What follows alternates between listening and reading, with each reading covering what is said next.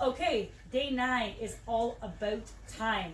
So I'm going to walk you through what each of those movements looks like so you're able to use some household items to get the most out of each station. 1A, dynamic squat. So you're going to bend over, place your hands on the floor, allow the legs to kick back behind you, bring the legs back up towards the hands, nice and wide, and stand back up. No, this is not a burpee. I know what you're thinking. If you find that the hop back is a little bit too much, feel free to step.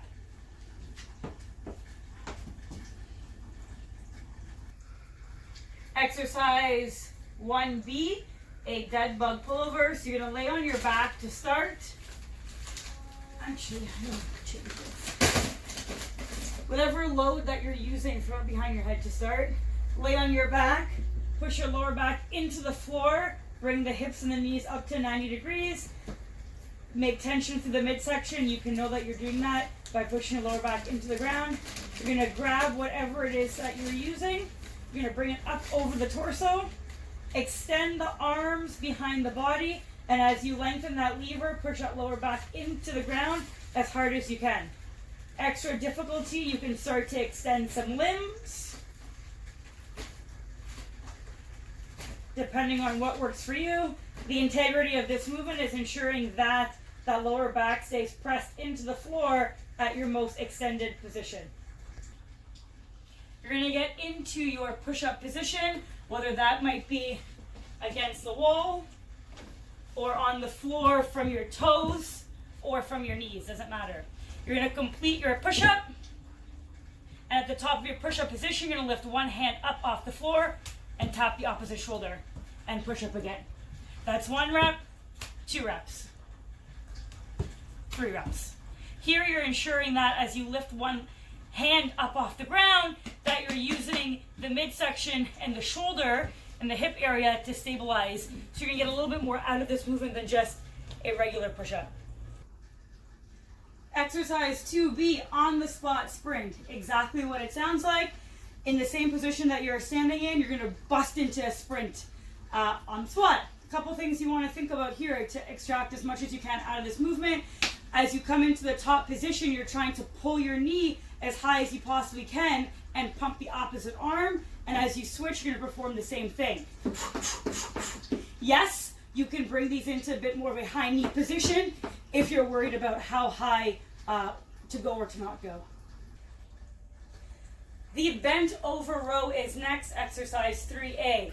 The bent over row is a derivative of your deadlift. So the first thing to think about when you get into your athletic stance is to spread that floor. Push your feet apart like you're trying to create an earthquake.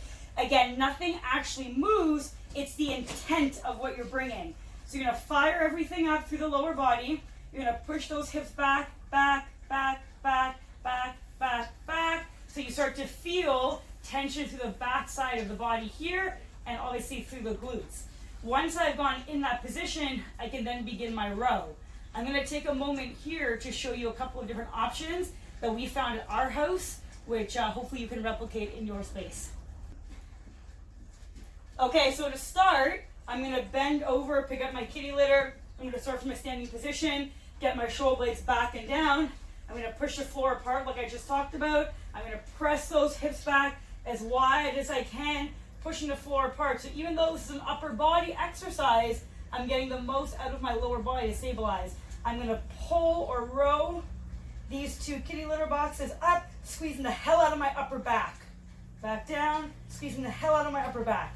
Trying to get as much out of this movement as possible is you making that connection between your brain and those muscles in the upper back and really trying to squish and squeeze everything that you can. You can use a pot filled with water for extra weight. Think about spreading the floor. Think about pulling the pot apart. You're going to try and rip the steel, get into that position, and as you're pulling the pot apart, also squeeze the hell out of your upper back muscles. Definitely will add a bit of a different sensation. And let me tell you, this pot that weighs a couple pounds feels pretty heavy right now.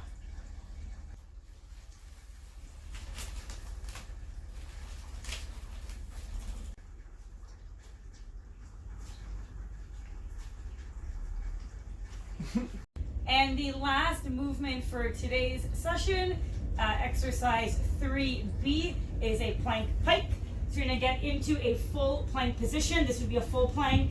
This would be a half plank. So into that full plank position with your feet on a towel or in socks on a slippery floor. And you're going to think about engaging the midsection and pulling your toes towards your hands. We're not actually going to get there. If they are, you should probably join the circus. And then you're going to use your abs to push your toes away. So I'm going to pull and I'm going to push. I'm going to pull and I'm going to push. All coming from the midsection through here. If you find that you're getting stuck and you're doing one of these, it's probably because there's a little bit too much weight on the towel. Be very light on the toes, heavy on the arms, and heavy through the midsection.